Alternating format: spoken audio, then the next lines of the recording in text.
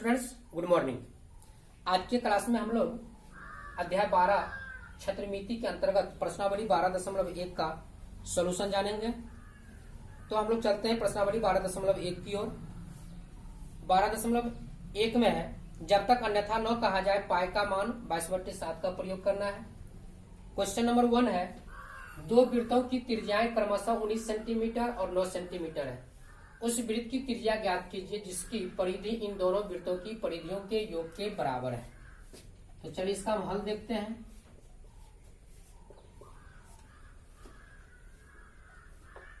माना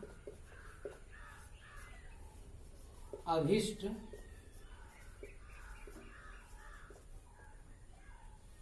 वृत्त की त्रिज्या बराबर r। कहता उस वृत्त की त्रिज्या ज्ञात करें। इसको हमने मान लिया कि अभिष्ट वृत्त की त्रिज्या क्या है, r है। और फिर दिया क्या है, दो वृत्तों की त्रिज्या क्रमशः 19 सेंटीमीटर और 9 सेंटीमीटर है दिया है। r1 equal 19 centimetre, r2 equal 9 centimetre. According to question उस वृत्त की त्रिज्या ज्ञात करें जिसकी परिधि इन दोनों वृत्तों की परिधियों के योग के बराबर है।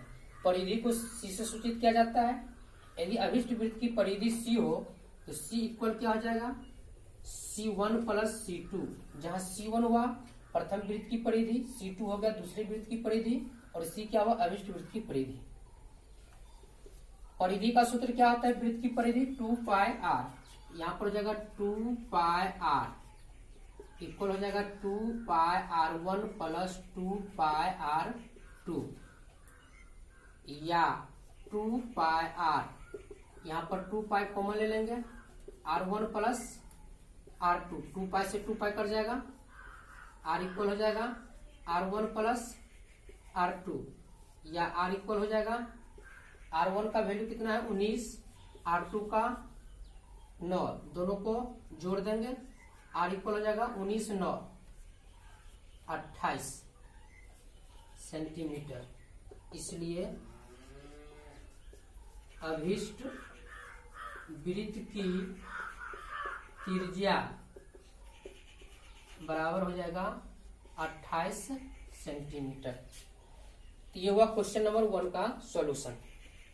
अब हम चलते हैं क्वेश्चन नंबर 2 की ओर।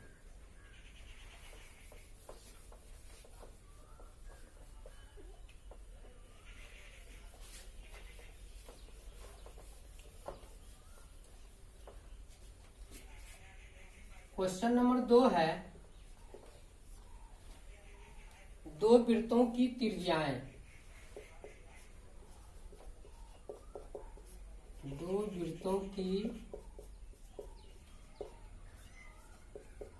त्रिज्याएं क्रमशः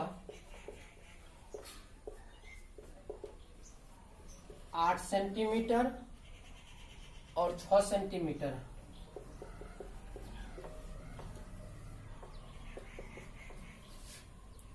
उस वृत्त की त्रिज्या ज्ञात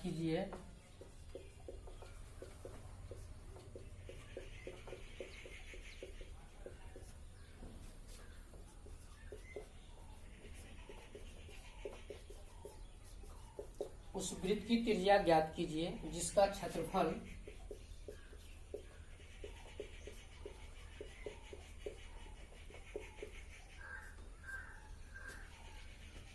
इन दोनों वृत्तों के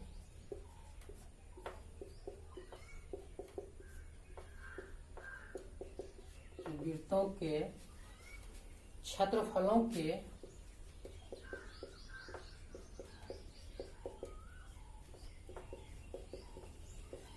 योग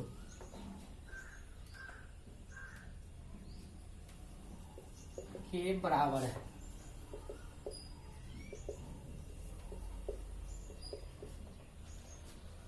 अब देखिए इस सवाल को हम कैसे हल करेंगे। जिस तरह से पहला सवाल हमने हल किया था सेम टू सेम उसी तरह से हल करेंगे, लेकिन वहां पर क्या दिया हुआ था, परिधि दिया हुआ था, और यहाँ पर क्या दिया हुआ है, क्षेत्रफल दिया हुआ है।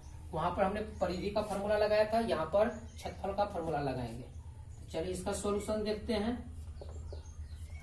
अतः दो वृत्तों की त्रिज्या ज्ञात करें, जिससे त्रिज्याएं, दो वृत्तों की त्रिज्या क्रमशः 8 सेंटीमीटर और 6 सेंटीमीटर, उस वृत्त की त्रिज्या ज्ञात कीजिए। क्या लिखेंगे? माना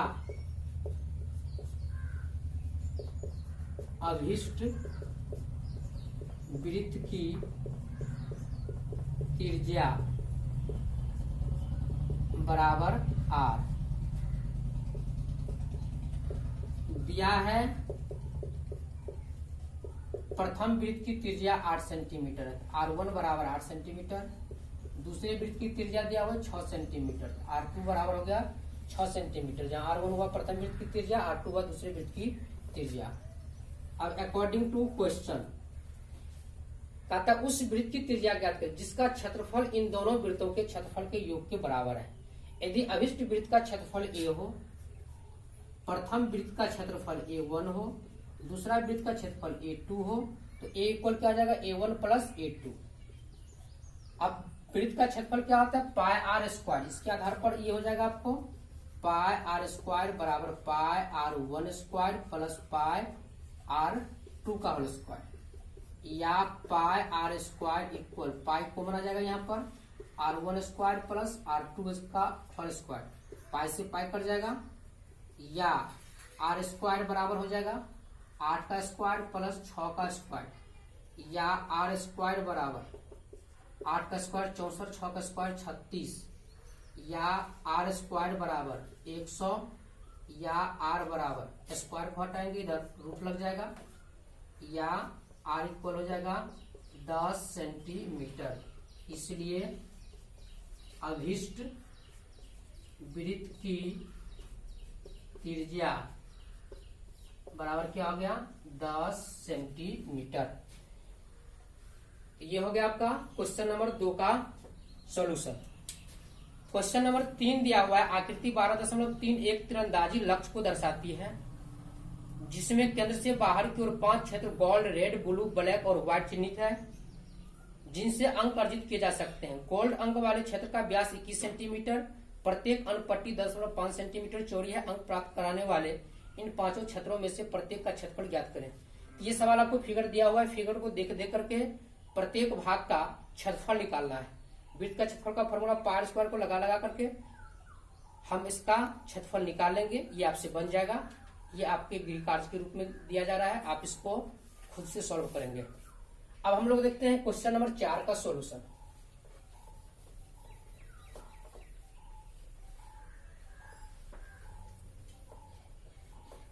क्वेश्चन नंबर 4 है, किसी कार के प्रत्येक पहिए का व्यास, किसी कार के प्रत्येक पहिए का व्यास 80 सेंटीमीटर है। यदि यह कार 66 किलोमीटर प्रति घंटा 66 किलोमीटर प्रति घंटा की चाल से चल रही है,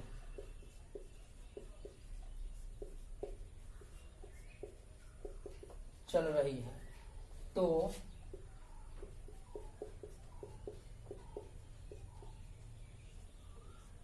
10 मिनट में प्रत्येक पहिया कितने चक्कर लगाती है, कितने चक्कर लगाती है। चलिए इस सवाल का सॉल्यूशन हम लोग देखते हैं।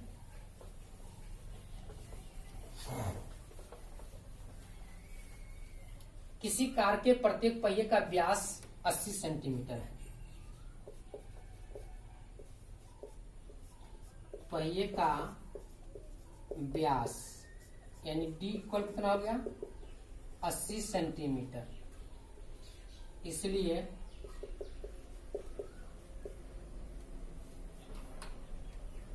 प्रत्येक पहिए का परिधि क्या आ जाएगा, पाई डी। पाई का मान 22/7 और डी का मान 80। तो 22/7 को हम 80 से गुना करेंगे तो ये हो जाएगा 8 दूनी 16, 8 दूनी 16, 1 17, 1760/7 सेंटीमीटर। फिर कहता है कार की चाल दिया हुआ है, तो 10 मिनट में प्रत्येक पहिया कितने चक्कर लगाएगी। तो 10 मिनट में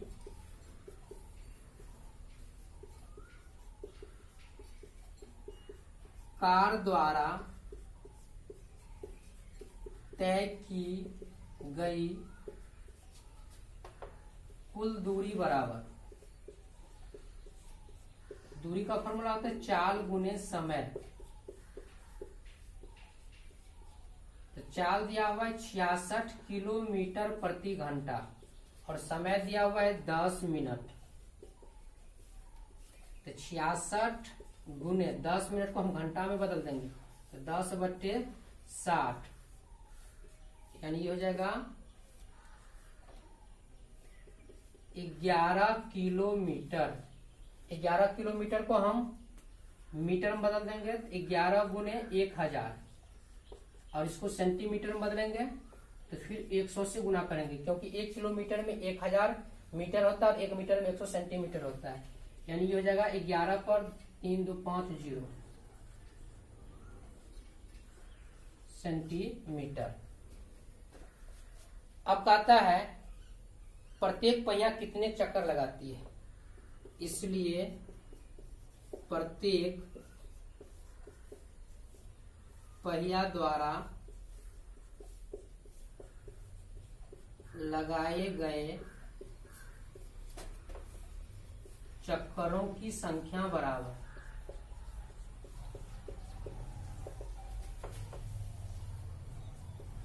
तय की गई कुल दूरी बट्टे प्रत्येक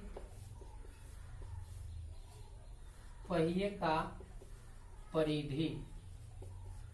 तो तय की गई कुल दूरी कितना हो गया, 11 पर 5 0 बट्टा प्रत्येक पहिया का परिधि कितना है 1760/7। तो ये आपका हो जाएगा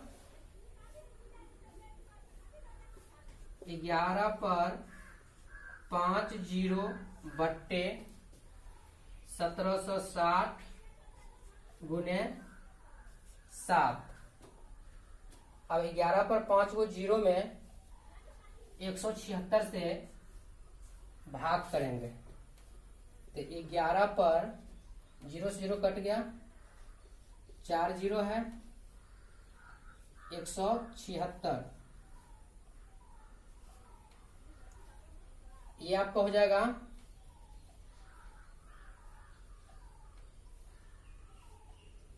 176 से इसमें हम भाग करते हैं तो ये हो जाएगा आपको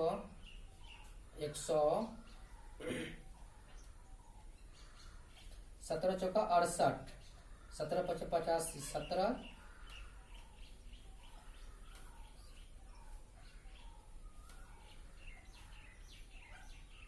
7। यानी इसको हम सबसे पहले गुना कर लेते हैं। 11 7 77, 4 0 बटे 176। इसको काटेंगे तो ये आपको हो जाएगा 43/75 यानी 43/75 तय की गई कुल ये सब चक्रों की संख्या हो जाएगा। इसको एक बार और समझ लें, किसी कार के प्रत्येक पहिए का व्यास 80 सेंटीमीटर है। पहिए का व्यास डी बराबर हो गया 80 सेंटीमीटर। इससे हम परिधि निकालिए, परिधि बराबर होता है पाई डी, पाई का मान 22/7, डी को 80 से हमने गुना कर दिया।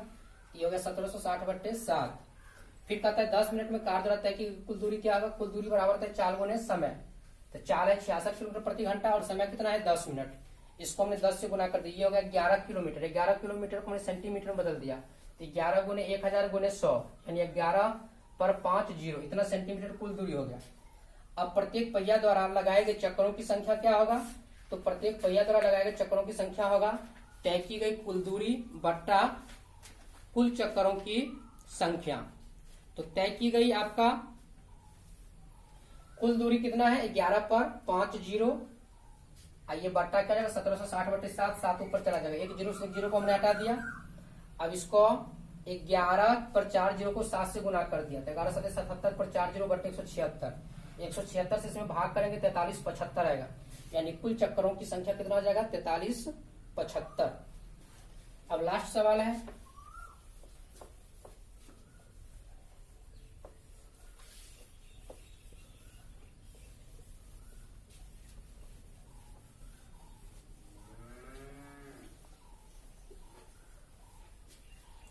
अगला सवाल आपका दिया हुआ है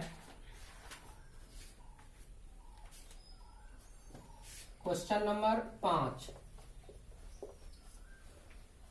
यदि एक वृत्त का परिमाप और क्षेत्रफल, यदि एक वृत्त का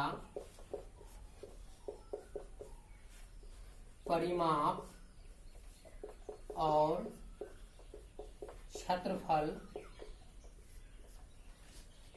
संख्यात्मक रूप से बराबर है, संख्यात्मक रूप से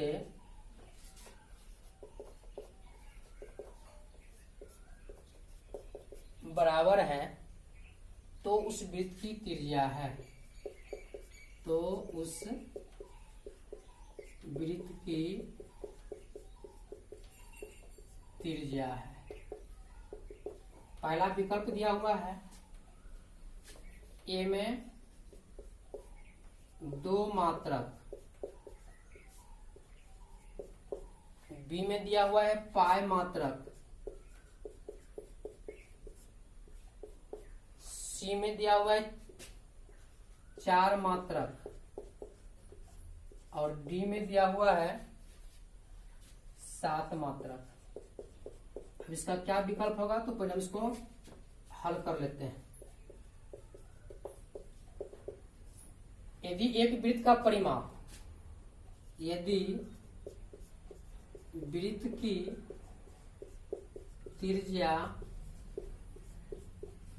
r हो तो वृत्त का परिमाप क्या होगा?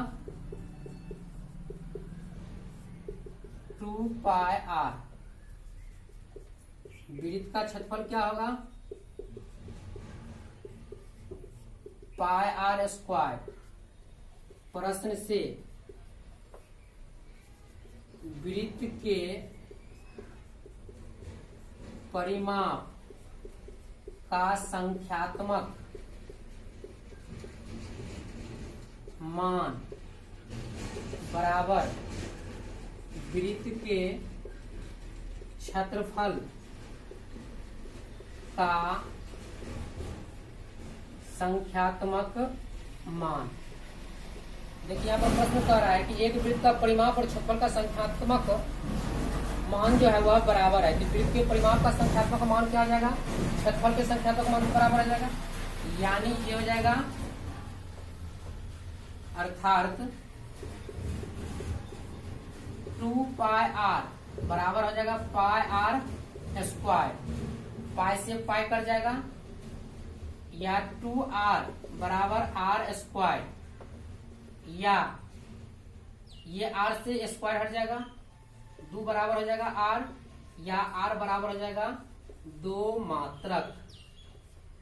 यानी इस वृत्त का त्रिज्या क्या हो जाएगा? 2 मात्रक हो जाएगा, यानी विकल्प आपका ये जो है वह सही होगा। तो कहता है सही उत्तर चुनिए, इसलिए सही उत्तर क्या हो जाएगा?